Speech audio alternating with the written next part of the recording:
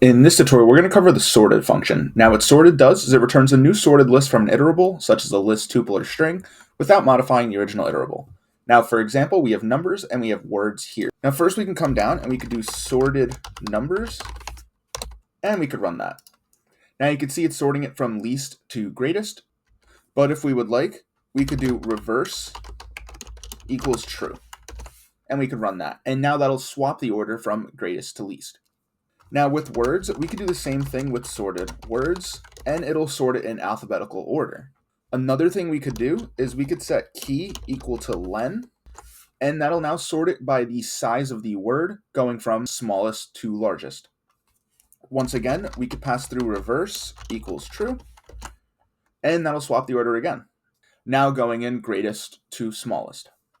Now, while this will be a short tutorial, this is a very, very useful function, depending on what type of work you're doing. So I do hope that helps.